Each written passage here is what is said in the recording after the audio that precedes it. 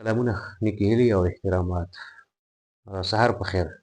زه اوده کېږم خو جیمي کارټر چې کوم د امریکې یو کم څلوېښتم صدر و، د هغه وفات یا د هغه مرګ صرف په دې حواله باندې دلچسپ نه دی چې ګنې هغه 100 کاله عمر تېر کړی و او دا دلچسپه نکته ده، خو د دې نه علاوه نورې دلچسپې نکتې هم د هغه په ژوند کې شته.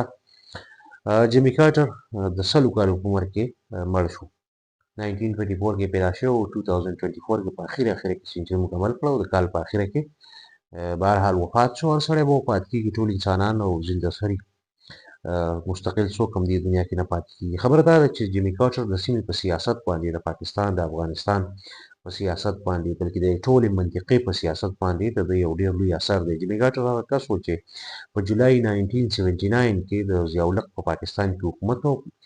د افغانستان ته چې کله روس را داخل شو نو د اپریشن سایکلون باقاعده آغاز د جیمي کارټر په دستخط باندې شو. 6,59,000 یا 7 लाख ډالر ابتدایي دا صرف او صرف د پروپاګانډې لپاره، او بیا په هغه وخت کې 4.5 میلیونه روپۍ د سوویت یونین خلاف د جګړې لپاره د منظور کړې وې. بیا وروسته ضیاءالحق هغه پینټس وګرځول چې دا خو بالکل مونګفلي دي او دا کافي امداد نه دی. خو بیا راتلونکي عددونه وروسته چې کوم ریګن و غالبا، نو هغه د پالیسي یا د لیګسي مخکې بوتله او امداد یې سیوا کوو، او نه صرف سیوا کوو بلکې سعودي عرب هم د هر امریکي ډالر سره برابر ډالرز لګول، او دغسې د سوویت یونین خلاف جګړه چې وه هغه مغرب بالاخر وګټله. یعنې 10 کاله بعد 1989 کې بیا روس ووته یا سوویت یونین ووته، او کال دوه کې بیا سوویت یونین مات هم شو، روس پاتې شو.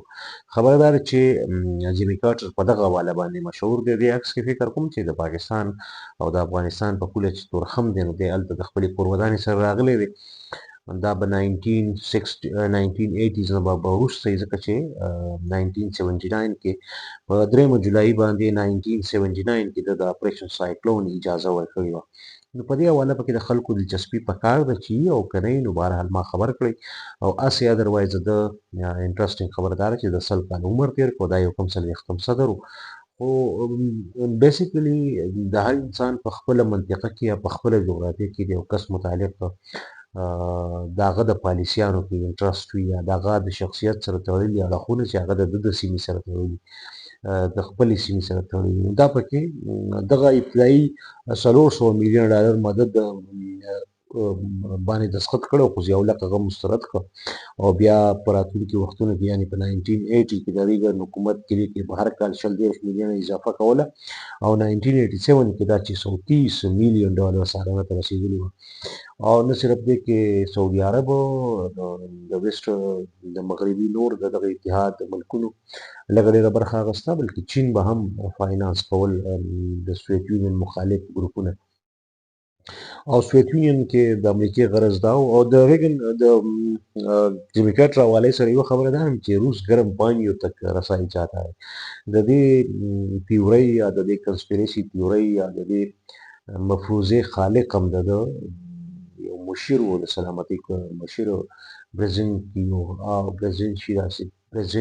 برزینسکي، نو د هغه مشیر و، دا آیډیا هغه تخلیق کړې وه. او بیا دا یو لوی سفر دی، او تاسو د اپریشن سایکلون دې حوالې سره کتابونه ریډلي بروس ریډلي نور هم دې حوالې سره کتابونه، چارلي ویلسن باره کې تاسو کتل کولی شئ، د اپریشن سایکلون باره کې کتل کولی شئ، ضیاءالحق، جیمي کارټر، نو دا ټول څیزونه چې تاسو وګورئ یا په دې منطقه کې په دغه 1979 کې چې کوم بدلونونه راغلي د هغې اثرات نه صرف پرون و نن دي، بلکې په راتلونکي وخت کې به 1979 یو داسې کال دی چې دلته په ایران کې انقلاب، په سعودي عرب کې او مکه مکرمه کې داسې واقعه وشوه چې هغه سعودي عرب حکومت یې مجبوره کړو چې سخت دریځه پالیسیانو اړخ ته واپس لاړ شي. او په دې ټوله منطقه کې یعنې په مشرق وسطا کې پاکستان، افغانستان، دې ټولو سیمو کې یو ډېر لوی تحول، یو ډېر لوی بدلون هم په دغه کال راپورته شوی دی. او د دنیا د سیاست یو د 9/11 نه وروسته خلک مخکې وروسته خبرې کوي، او د 1979 کې د دغې نه مخکې وروسته هم خبرې کېږي. خو بهرحال د ده یوه کامیابي دا وه چې د